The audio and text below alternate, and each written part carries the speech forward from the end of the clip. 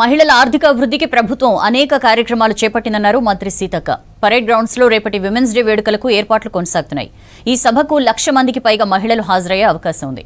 ఏర్పాట్లను పరిశీలించారు మంత్రి సీతక్క, వేం నరేందర్. ఈ వేడుకల్లో ఇందిరా మహిళా శక్తి మిషన్ 2025 ను ప్రకటించనుంది సర్కార్. మహిళా సమాఖ్యల ఆర్టీసీ బస్సులు, వర్చువల్ గా సోలార్ ప్లాంట్లను ప్రారంభించనున్నారు సీఎం రేవంత్.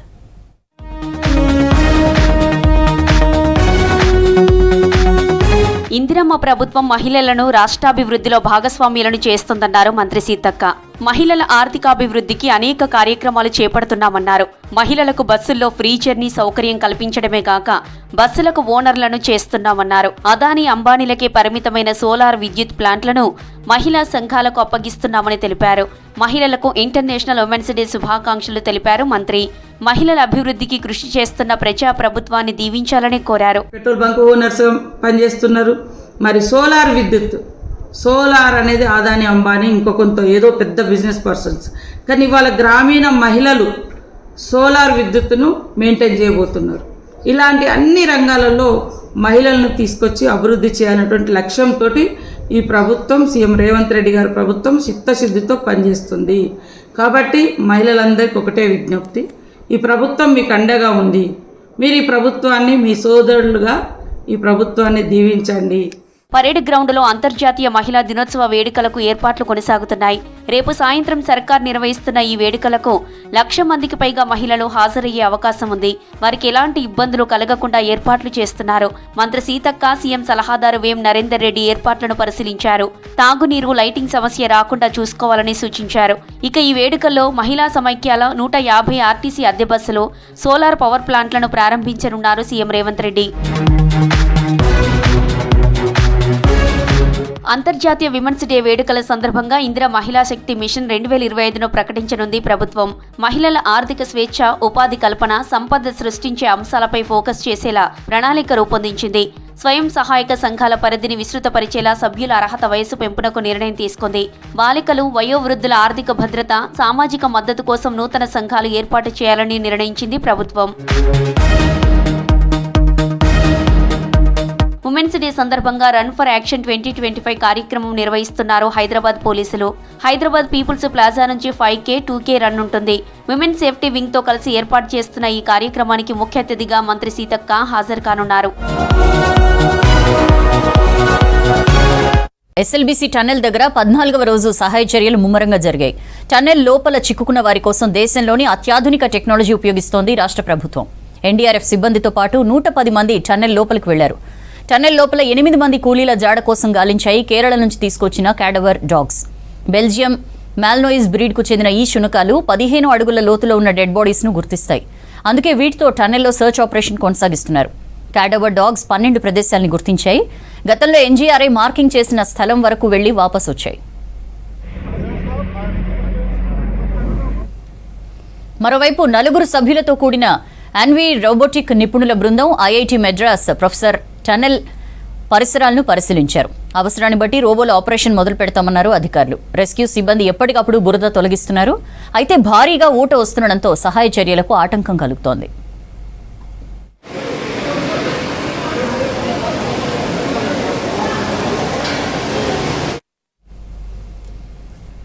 రాష్ట్రాభివృద్ధికి నిధులు విడుదల చేసేలా కేంద్రంపై ఒత్తిడి తెచ్చేందుకు రేవంత్ సర్కార్ రెడీ అయింది. వచ్చే పార్లమెంట్ సమావేశాల్లో ఎంపీలు పెండింగ్ ప్రాజెక్టులపై ప్రస్తావించేలా వ్యూహం రెడీ చేసింది. రేపు ప్రజాభవన్లో ప్రత్యేక సమావేశం ఏర్పాటు చేసింది. మరోవైపు ఆర్టీసీ ఉద్యోగులకు గుడ్ న్యూస్ చెప్పారు మంత్రులు. 2.5% డిఏ ప్రకటించారు. రాష్ట్రాన్ని అప్పుల కుప్పగా మార్చిన సంక్షేమ పథకాలు అమలు చేస్తున్నామన్నారు మినిస్టర్స్.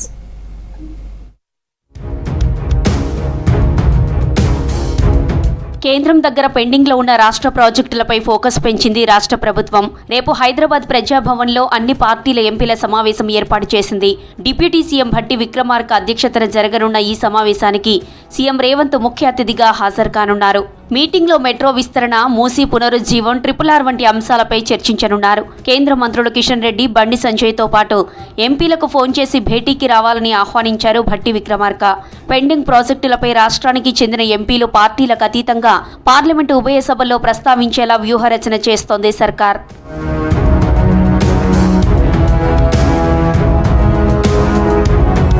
సమగ్ర కుటుంబ సర్వే అధ్యయనానికి సామాజికవేత్తలతో స్వతంత్ర హోదాతో కమిటీ ఏర్పాటు చేశామన్నారు డిప్యూటీ సీఎం భట్టి విక్రమార్క.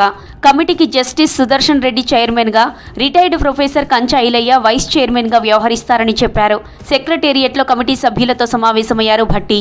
సమగ్ర సర్వే సమాచారాన్ని విశ్లేషించి పొరపాట్లకు అవకాశం లేకుండా మేధావులు, సామాజికవేత్తలు కృషి చేయాలని కోరారు. సర్వే నివేదికను నెల రోజుల్లో ప్రణాళిక శాఖకు అందజేయాలన్నారు. సామాజిక న్యాయానికి పునాది వేసేలా ప్రభుత్వం సర్వే చేపట్టిందన్నారు భట్టి.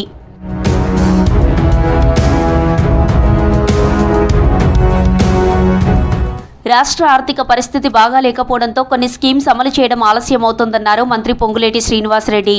అయినా ప్రతి పేదవాడికి సంక్షేమ పథకాలు అందించి తీరుతామని చెప్పారు. ఖమ్మం జిల్లా కూసుమంచిలో కళ్యాణ లక్ష్మి, షాదీ ముబారక్ చెక్కులను లబ్ధిదారులకు అందించారు పొంగులేటి.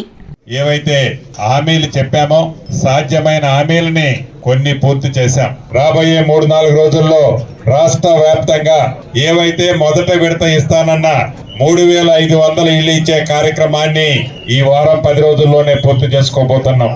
కొంతమంది నా ఆడబిడ్డల మనసులో సినన్న ఏదో తులం బంగారం ఇస్తున్నట్టు కదా ఏంది అని వాళ్ళ మనసులో ఉంది. రాష్ట్ర ఆర్థిక పరిస్థితి బాగాలేని కారణంగా కొద్దిగా టైం తీసుకోవాల్సి వస్తుంది. రైతుల శ్రేయస్సు కోసం కాంగ్రెస్ సర్కార్ పనిచేస్తుందన్నారు మంత్రి జూపల్లి కృష్ణారావు. నాగర్ కర్నూలు జిల్లా కోడేరు మండలం ఎంజీకేఎల్ఐ కాలువలను అధికారులతో కలిసి పరిశీలించారు. పసపుల పానగల్ బ్రాంచ్ కెనాల్ నుంచి సాగునీరు విడుదల చేశారు. పంటలు ఎండిపోకుండా కోడేర్, విపనగండ్ల, చిన్నంబావి, పానగల్ మండలంలోని చివరి ఆయకట్టు వరకు రైతులకు సాగునీరు అందేలా చూడాలని అధికారులను ఆదేశించారు జూపల్లి.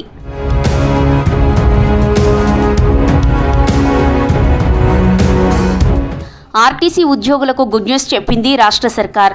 ఉద్యోగులకు 2.5% డిఏ ప్రకటించారు మంత్రి పొన్నం ప్రభాకర్.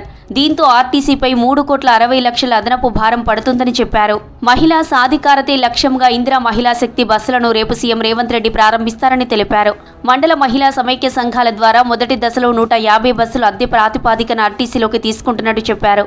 తర్వాతి దశలో మరో 450 బస్సులను మహిళా సంఘాలతో ఒప్పందం కుదుర్చుకున్నట్లు తెలిపారు మంత్రి పొన్నం.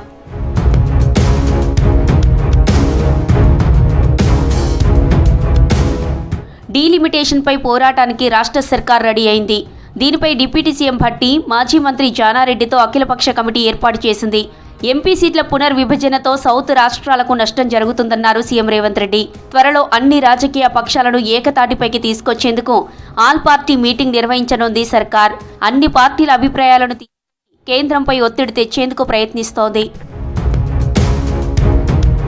గుజరాత్లో కాంగ్రెస్ పార్టీ బలోపేతానికి చర్యలు చేపట్టింది ఏఐసీసీ.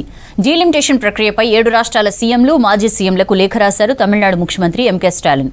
చెన్నైలో మార్చి 22న జరిగే జేఏసీ సమావేశానికి హాజరు కావాలని ఆహ్వానించారు. ఉమ్మడిగా పోరాడి కేంద్రంపై ఒత్తిడి తెద్దామన్నారు డీఎంకే నేతలు.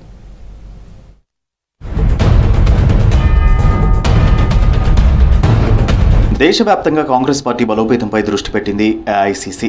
గుజరాత్లో పార్టీ పునర్వైభవానికి చర్యలు చేపట్టింది. దీనిలో భాగంగా అహ్మదాబాద్లోని రాజకీయ వ్యవహారాల కమిటీతో భేటీ అయ్యారు ఎల్ఓపీ, కాంగ్రెస్ అగ్రనేత రాహుల్ గాంధీ. మాజీ పీసీసీ చీఫ్లతో పాటు పార్టీ సీనియర్ లీడర్లను కలిశారు. గుజరాత్లో కాంగ్రెస్ బలోపేతం, బీజేపీ సర్కార్ ప్రజా వ్యతిరేక విధానాలను ప్రజల్లోకి తీసుకెళ్లేలా దిశానిర్దేశం చేశారు. క్షేత్రస్థాయిలో పార్టీ పటిష్టతపై పీసీసీ చీఫ్లతో చర్చించారు Rahul. We have a massive reorganization plan. How to reorganize the party in such a level. So Rahul Gandhi today morning onwards, he didn't speaking, only he is intervening little bit.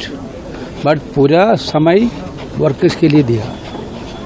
He is given entire time to the people. Tomorrow common workers meeting है.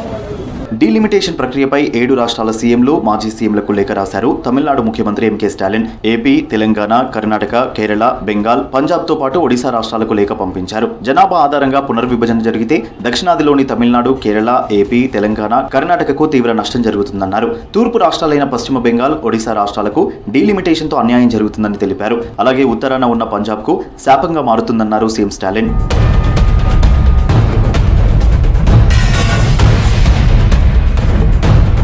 Delimitation ప్రక్రియపై అందరం కలిసి కేంద్రంపై ఒత్తిడి తీసుకురావాలన్నారు CM Stalin. డీలిమిటేషన్పై joint action committee ఏర్పాటుకు సహకరించాలని కోరారు.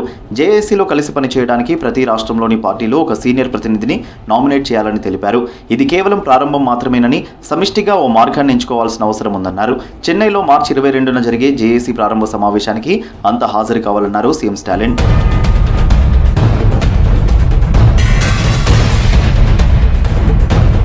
పార్లమెంటు బడ్జెట్ సమావేశాల్లో ప్రతిపక్షాలను కేంద్రం మాట్లాడనివ్వడం లేదన్నారు కాంగ్రెస్ నేత జైరాం రమేష్. సెకండ్ బడ్జెట్ సెషన్లో వక్ఫ్ సవరణ బిల్లు, కొత్త ఐటీ చట్టం సహా ముఖ్యమైన సమస్యలపై Modi సర్కారును నిలదీస్తామన్నారు.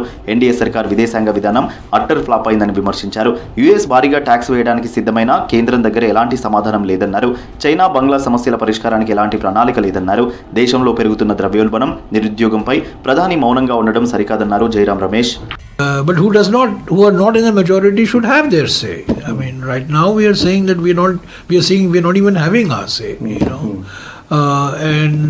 I mean, it's unfortunate, and I hope that, you know, we will be given full opportunity for expression, and, you know, sure, MPs will be agitated.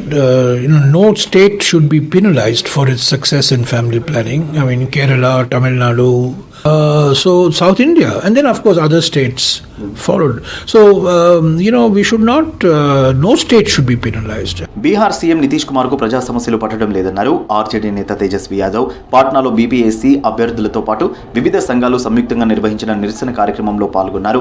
Assembly సమావేశాల్లో ప్రజా సమస్యలపై ప్రభుత్వాన్ని నిలదీస్తామని చెప్పారు. సీఎం నితీష్ దగ్గర ఎన్ని శాఖలున్నాయో కూడా నితీష్ కు తెలియదన్నారు తేజస్వి యాదవ్. लेकिन आप लोग जान रहे हैं जो सरकार जो है अभी मुख्यमंत्री अचेत अवस्था में है. अगर मुख्यमंत्री जी से पूछा जाए कि उनका मंत्री कौन कौन विभाग के जरा नाम बता दीजिए तो नहीं बता पाएंगे. जो सच्चाई है, ये 20 साल पुरानी सरकार है, आप लोगों ने भी देखा है. हम आप सबको विश्वास दिलाते हैं कि दोनों सदनों में हम लोग मजबूती ढंग से आप सब लोगों की बात को जो है हम लोग उठाएंगे. ప్రధాని మోదీ సర్కార్ ప్రజా సమస్యలను గాలికొదిలేసిందన్నారు ఇండియా కూటమి నేతలు. స్టాక్ మార్కెట్ల పతనం, ద్రవ్యోల్బణం, నిరుద్యోగంపై ప్రధాని మౌనం వీడాలని డిమాండ్ చేస్తున్నారు. భిన్నత్వంలో ఏకత్వానికి దాద్రా నాగర్ హవేలీ ఓ ఉదాహరణ అన్నారు ప్రధాని మోదీ. అన్ని ప్రాంతాల ప్రజలు నివసించే నగరంగా సిల్వసా గుర్తింపు పొందిందన్నారు. దాద్రా నాగర్ హవేలీలో పర్యటించిన ప్రధాని 2587 కోట్ల విలువైన పలు అభివృద్ధి ప్రాజెక్టులను శంకుస్థాపన చేశారు. దేశానికి సిల్వసా ఓ ఐడెంటిటీగా మారిందన్నారు. దాద్రా నాగర్ హవేలీ, దామన్ అండ్ డియు కేవలం కేంద్రపాలిత ప్రాంతాలు మాత్రమే కాదన్నారు. అవి భారతదేశ గర్వం, వారసత్వం అన్నారు ప్రధాని మోదీ.